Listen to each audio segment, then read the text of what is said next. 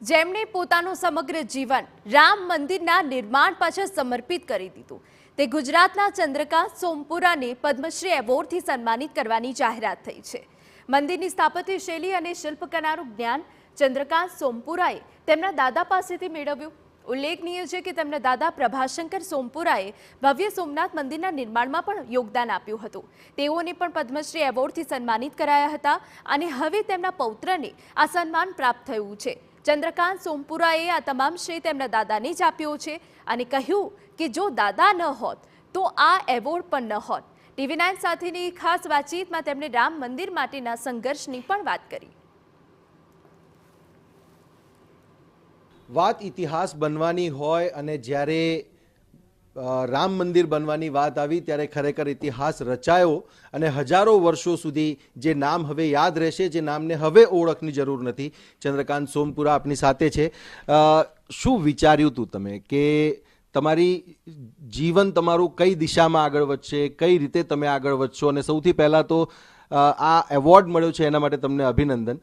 કઈ રીતને તમારી દિશા તમે જીવન માટે નક્કી કરી? ખૂબ ખૂબ તમારો આભાર અને અભિનંદન તમે જે આપ્યા એ બદલ ખૂબ અભિનંદન। મને મારો જીવનમાં હું પહેલાં તો મારા દાદાજી અને મારા પિતાશ્રી બંને આ કામ કરતા હતા, શિલ્પશાસ્ત્ર મંદિરો બનાવવાનું। હું સ્કૂલ ઓફ આર્કિટેક્ચરમાં મને એમ તો હું કંઈ મોડર્ન શીખીને આગળ આ રીતે આગળ આવું, પણ ભગવાનની ઈચ્છા હશે કે મારે આમાં જ આવવાનું છે। તો મારા પિતાશ્રીનું અર્લી એજમાં બદ્રીનાથ મંદિરમાં જતા એક્સિડન્ટલી એક્સપાયર થઈ ગયા એટલે મારા દાદાજી એ મને મારા માટે બીજા 7-8 વર્ષ જીવ્યા એમ કહીએ તો ચાલે, કારણ કે એમણે રિટાયરમેન્ટ જ લઈ લીધેલી। એમ થયું કે આ હવે આખો વ્યવસાય આખું જે આ જે છે મેં શીખેલું છે એ બધું જતું રહેશે। મને કે તું મારી સાથે રહે, મને બધું શીખવ્યું અને મને બહુ સાથે રાખીને એક તૈયાર કર્યો। અને એમની તબિયત સારી ન હોવા છતાં પણ મારી સાથે જે એમણે ફર્યા, મને શીખવ્યું અને બધું જે ભણાવ્યું એ માટે હું એમનો ખૂબ ખૂબ આભારી।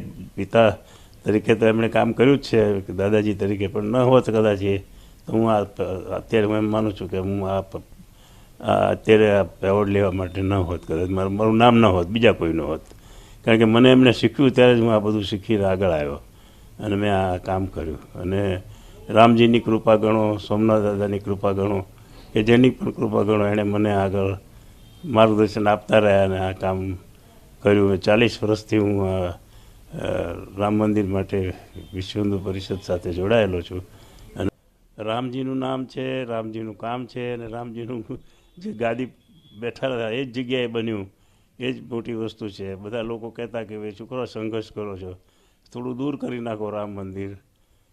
અને નરસિંહ રાવજીએ પણ મને કહ્યું બોલાવીને, મને કે સોમપુરા थोड़ा आगे बना दीजिए मंदिर, उसको छोड़ दीजिए उस जगह को। तो मैंने मुझे तो कोई दिक्कत नहीं है, मैं बना दूंगा। विश्व हिंदू परिषद जी ना जी अशोक सिंघलजी હતા, એમણે એમ કહ્યું કે ભાઈ આ મંદિર તો એ જ જગ્યાએ બનવું જોઈએ કે જ્યાં રામનો જન્મ હોય। કોઈનો બી જન્મ જોઈએ તો 6x3ના ખાટલામાં હોય, એ જગ્યા જો અમને ન મળે તો અમારા મંદિર બનાવવાનો પછી અમે અમેરિકા બનાવીએ કે અહીંયા બનાવીએ કોઈ મતલબ નથી। તો મંદિર તો વहीं બનાएंगे जहाँ वो। ત્યારની વાત ચાલે છે, એ સંઘર્ષ એટલો બધો ચાલ્યો અને ભગવાનની દયાથી એ જગ્યા મળી અને મંદિર ત્યાં જ બન્યું, એ મારા માટે બહુ ગર્વનો વિષય છે।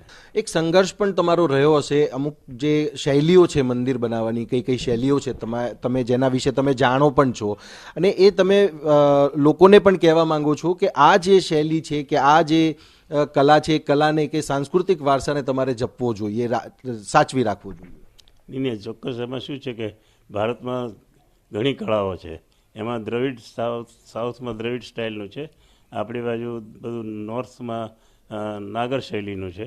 એ નાગર શૈલીનું જે બાંધકામ છે એ એમ કહેવાય છે કે પૂર્ણ થઈ ગયેલું છે, હવે એમાં કોઈ પણ જાતનો નવો ફેરફાર આવી શકે એમ નથી। જેમ કહીએ ને કે એક ભગવાનને જેમ કહીએ કે કોઈ બી વસ્તુને ઘડીને એક સુંદરમાં સુંદર બનાવી, એક શિલ્પકારે મૂર્તિ એવી સરસ બનાવી કે એમાં કોઈ મિનમેક ના કાઢી શકે। રામ મંદિરની વાત હોય, સોમનાથ પછી બીજા બધા મંદિરોની વાત હોય, કઈ પ્રકારની પ્રેરણા તમને, તમારા દાદાને, તમને કેવો કોઈક અલૌકિક અનુભવ તમને થયો હોય કે જે તમને જીવનભર યાદ રહેશે કે આ જે છે એ મને પ્રેરણા આપીને ગયું ને આજે આ ઇતિહાસ થઈ જશે?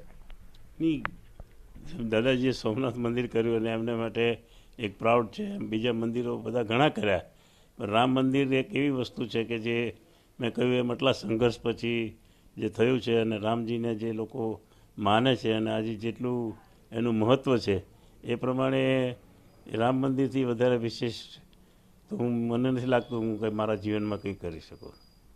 ચંદ્રકાંતભાઈ સોમપુરા, જેમનું કહેવું છે કે રામ મંદિરથી વિશેષ કોઈ એવું કાર્ય નથી જેમના જીવનમાં એનું મહત્ત્વ છે અને સાથે જ સાથે અત્યાર સુધીના જે એમના કામો રહ્યા છે એ કામોમાં આજે એમની પેઢીમાં આ બીજો પદ્મશ્રી છે જે એમના પરિવારમાં આવ્યો છે. કેમેરામેન દીપક સેન સાથે સચિન પાટીલ, TV9 અમદાવાદ.